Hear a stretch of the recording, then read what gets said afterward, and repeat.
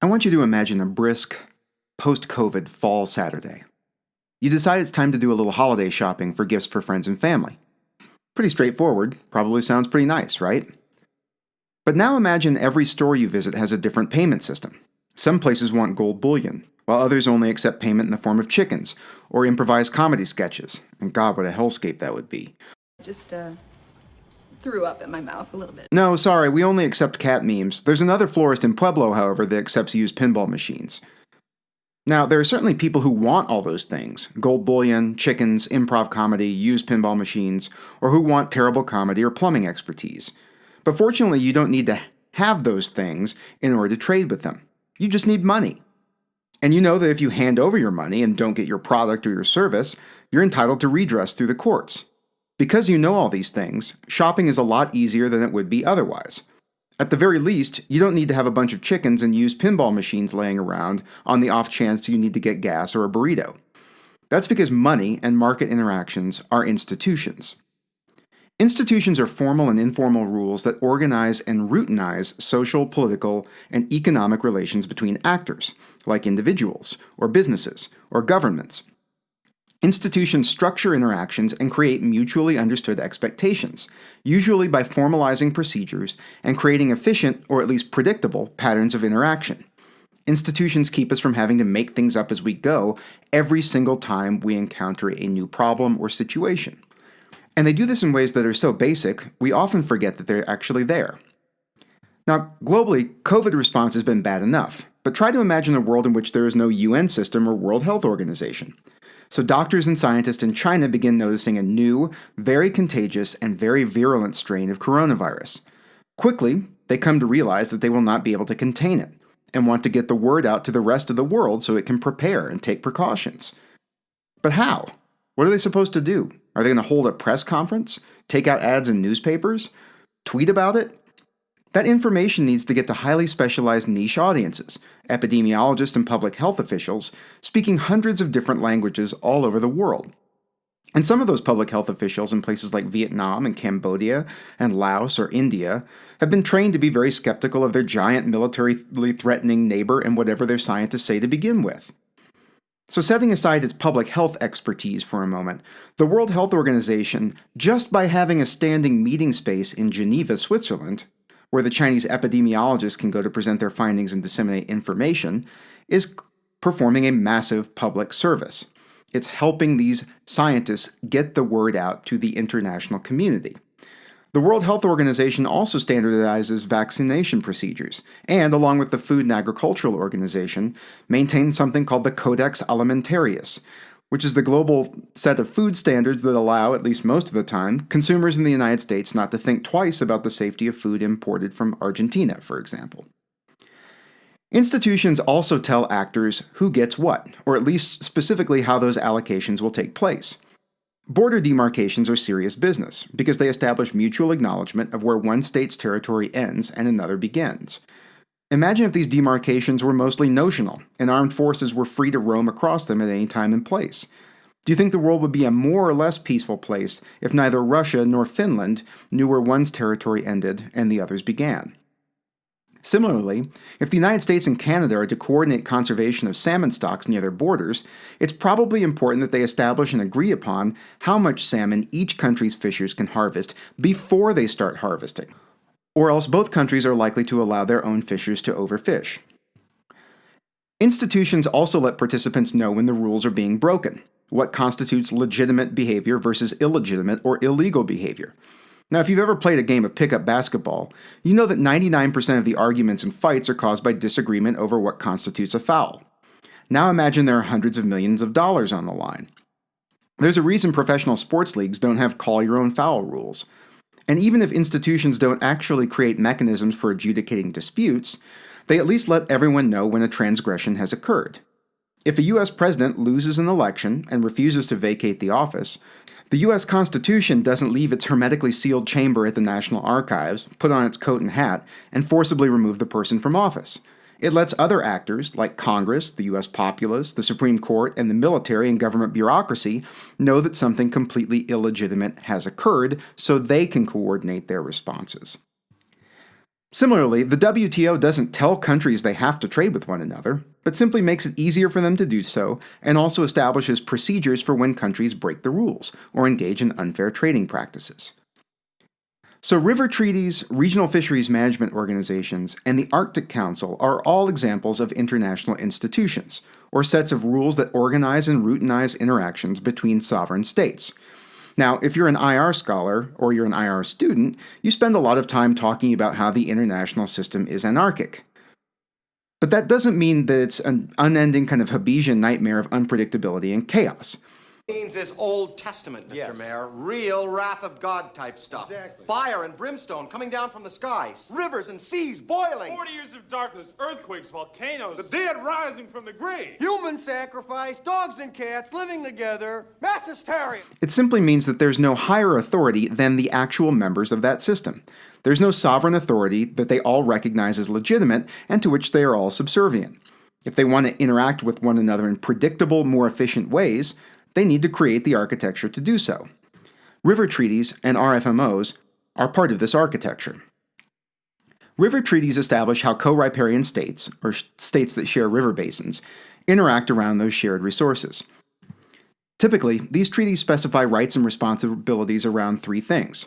First, water quantity levels, so states can have expectations about how much fresh water they will receive downstream from upstream countries.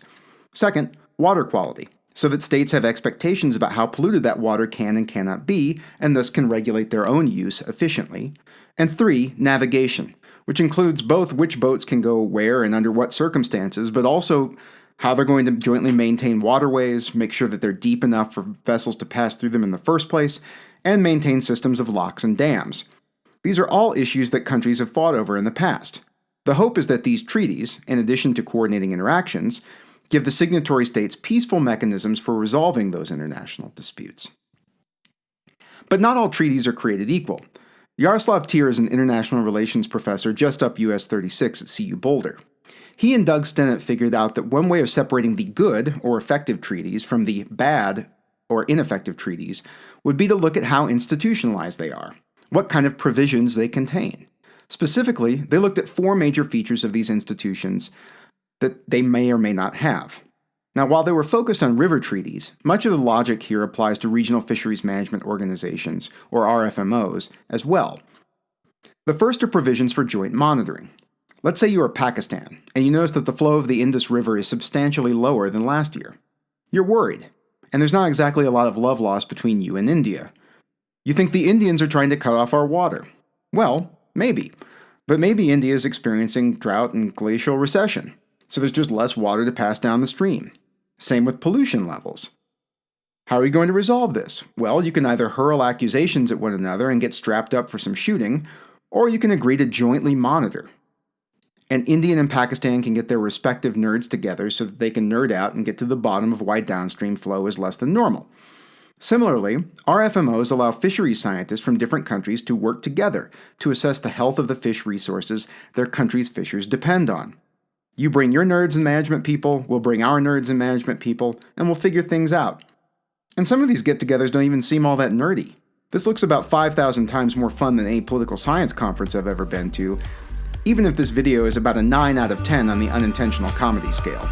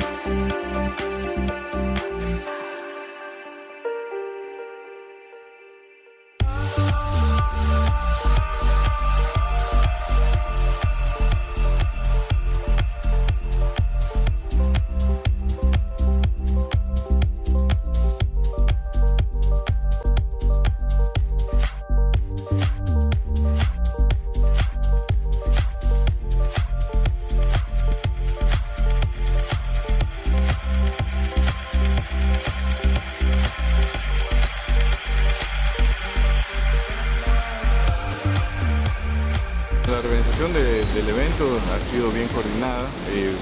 Hemos visto que todos los ambientes han sido bien diseñados, tiene una característica de nivel internacional, no solamente es una apreciación personal, es una apreciación que he recibido de los diferentes delegados de otros países, que nos han dicho, inclusive nos han felicitado por todo lo que se ha hecho en este evento.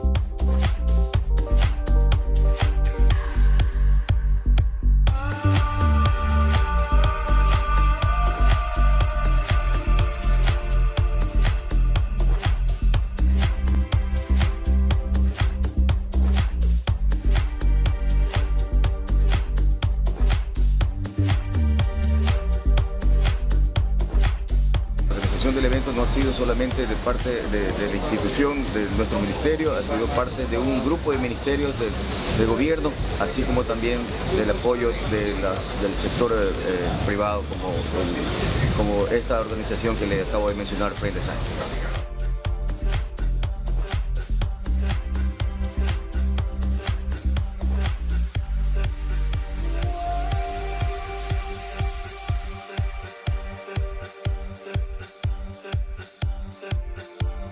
Full of Ecuador. They have been very pleasant, and of course the officials of the Ministry of Agriculture who have provided the venue for this occasion.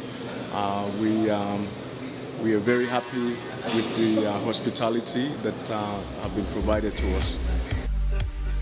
The second is whether the treaty establishes conflict resolution mechanisms. Some, like the Indus River Commission, have provisions for direct negotiations. They simply establish the rules by which two countries will interact to hash out their differences. Others refer disputes to third parties. So Hungary and Slovakia's treaty over the Danube River specifies that disputes will be taken to the International Court of Justice. Most RFMOs do not have these, at least in the explicit sense. The third is whether the treaties have enforcement provisions. Assuming there is a decision rendered in a dispute, how will it be enforced? Usually, this part of the treaty specifies what happens next. In the event of a breach of the agreement, country X is authorized by the treaty itself to make Y response. It makes punishment much more predictable. A little extra pollution doesn't result in a slap on the wrist one year and full severance of trade and diplomatic ties the next. The fourth is whether the treaty creates a standing intergovernmental organization, or bureaucracy, that oversees this shared resource. The Mekong River Commission's activities are coordinated by a secretariat housed in this lovely building in Vientiane, Laos, except for its Regional Flood and Drought Management Center, which is located for non-obvious reasons in Phnom Penh in Cambodia. It has a full-time staff of 65 people from member countries, all of whom work together in the same organization, collaboratively managing the resource. Similarly, the Lake Victoria Fisheries Organization headquarters is in Jinji, Uganda, and employs roughly 30 people, and is responsible for coordinating and monitoring fishing practices on the lake. Now, these institutions don't fundamentally alter the fact that there are competing claims on these resources, and because there are competing claims, disputes over these resources are bound to exist. However, by structuring the interactions of the parties, these institutions can help coordinate those interactions to prevent the disputes from turning violent and even more costly. This is what Jaroslav Tyr and Doug Stinnen ultimately found. The more of these institutional features a treaty has, the less likely militarized disputes are between co-signatories. And moreover, they work best where it matters most, where water is most scarce. And while research is still underway, researchers are now investigating whether RFMOs might have similar conflict-reducing properties on the high seas.